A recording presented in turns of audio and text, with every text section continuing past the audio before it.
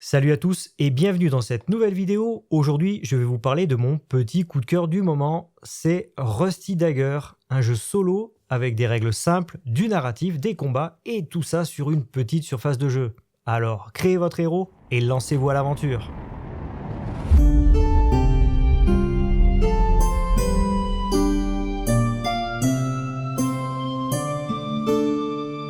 Rusty Dagger est donc un jeu solo mélangeant défis narratifs et défis de combat. Il est édité par Table Salt Gaming Design, dont l'auteur est Rob Salters. Il est disponible sur Drive-Thru en PDF pour seulement 2$ et inclut le livret de règles, le livret de création du héros, les capacités des héros, la première aventure et une zone de jeu quadrillée. Une seconde aventure est déjà disponible et téléchargeable gratuitement, à noter que le jeu est en anglais, mais je vous parle en fin de vidéo de la VF.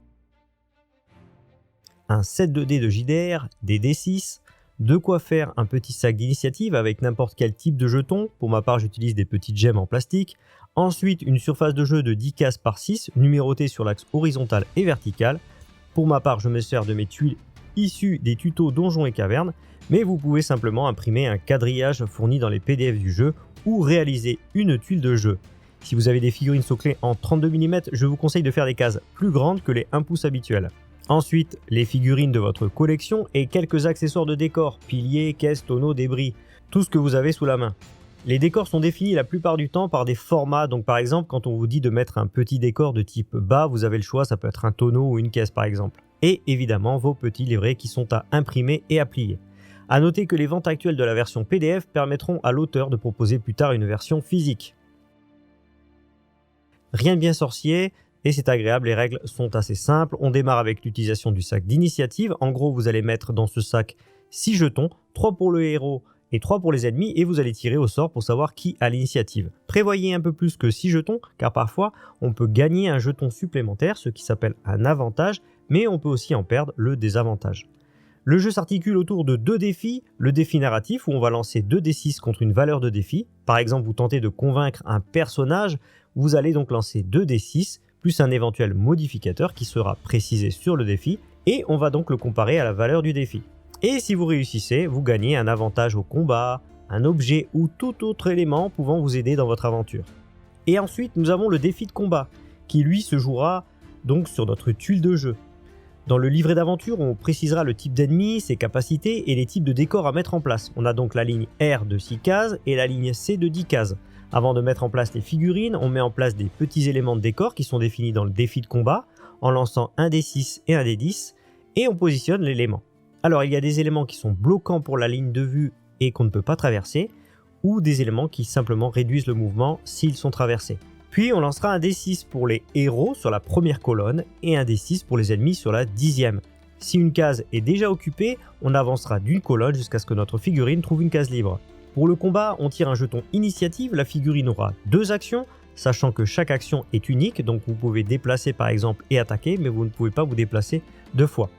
La plupart des figurines se déplaceront de 4 cases, les plus rapides de 6 et les plus lentes de 1 ou 2. Pour les attaques-défense, c'est rapide, je vous conseille d'utiliser des dés de couleurs différentes et de les lancer en même temps pour fluidifier le combat, 2 D6 pour le héros et des dés qui sont définis pour les ennemis. On rajoute les modificateurs si nécessaire et on compare ce qu'on nommera le score d'action. Le défenseur repoussera l'attaque si son score d'action est égal ou supérieur au score d'action de l'attaquant. Une fois qu'une figurine n'a plus de points de vie, elle est retirée du jeu.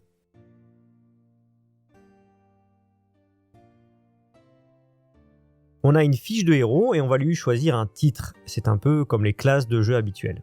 Nous avons pour le moment 4 titres, le mercenaire dont la spécialité est le combat rapproché, le charognard qui se rapprocherait de ce qu'est un roublard, le croisé, celui qui encaisse les coups et qui buffe ses compagnons, et le nécromancien capable de relever les morts ou de siphonner la vie de ses adversaires. Une fois que vous avez choisi votre titre, vous allez répartir des points définis dans vos 5 traits principaux, santé, combat, savoir, jugement et personnalité. Et ensuite vous allez remplir vos valeurs de sous-traits, c'est-à-dire que chaque trait principal a 2 sous-traits.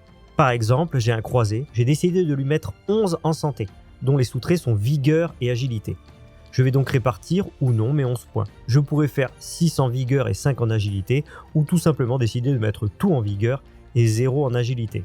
La valeur du sous-trait vous donnera un modificateur. Par exemple, à 4,5, on aura 0, en dessous ça va de -1 à -2, et au-delà de 6, on va de +1 à +5 en modificateur. Dans le jeu, on démarre avec 15 points de richesse et vous pouvez démarrer l'aventure avec des objets que vous achèterez au préalable. Potions de soins, fumigènes ou encore mieux un loup de compagnie capable de se battre à vos côtés. Au fur et à mesure de votre aventure, le héros va gagner de l'expérience qui vous permettra de passer des niveaux et d'avoir de nouvelles capacités. Le principe de Rusty Dagger, c'est donc de vivre une aventure. Dans l'aventure fournie avec le jeu, la flèche du golem, on vous expliquera qu'une structure est apparue mystérieusement et que vous décidez de vous y rendre. Après un petit texte narratif, vous allez avoir un premier défi, un défi narratif. Ici, on rencontre un voleur qui lui aussi veut visiter l'endroit, et vous allez devoir le convaincre de se joindre à vous. Si vous réussissez, le voleur deviendra votre compagnon pour cette aventure. Après quelques couloirs parcourus, vous allez tomber sur un petit groupe de zombies, et vous allez donc entamer votre premier défi de combat. Voilà, je ne vous en dis pas plus pour vous laisser un peu de surprise, mais ça vous donne un peu une idée de ce qu'est une aventure dans Rusty Dagger. On enchaîne donc des séries de défis narratifs et de combats pendant environ une bonne heure en moyenne, et franchement j'ai adoré. Une belle tuile de jeu et des figurines peintes aident beaucoup à l'immersion. Rusty Dagger, comme je vous l'ai dit en début de vidéo, c'est mon petit coup de cœur du moment et je trouve que le jeu mérite d'être connu. Je remercie d'ailleurs Damien, qui se reconnaîtra, du groupe Facebook Indie Wargame, et qui avait partagé en photo une petite review sur le jeu et qui m'avait donné envie de m'y intéresser. Concernant la version française, de mon côté je me suis traduit l'intégralité du jeu, mais je n'ai pas pu garder ça pour moi, il paraît que je contamine facilement les joueurs. Alors chez One More Mini, le collectif de peintres joueurs dont je fais partie et qui a travaillé sur la traduction de Cellsword and Spellslingers, il y a déjà une quinzaine de joueurs auxquels j'ai fourni ma VF, mais également certains d'entre vous qui me suivent notamment sur la page Facebook. Alors comme ça a été fait pour Cellsword and Spellslingers, on achète la version originale car il est important de rémunérer l'auteur pour son travail et sur présentation de facture je fournirai à celui qui veut ma traduction. Alors c'est bien plus qu'une simple traduction, tout a été mis en page. J'y ai mis même parfois ma touche perso, notamment sur la fiche du héros, où il manquait pour moi la case pour ajouter son modificateur et éviter de devoir se référer au petit tableau. Et pour finir, comme je prends plaisir sur ce jeu, je me lance en ce moment dans la création d'une petite aventure. J'espère que cette vidéo vous a plu, n'hésitez pas à me dire ce que vous en avez pensé en commentaire, je vous dis à bientôt pour une nouvelle vidéo.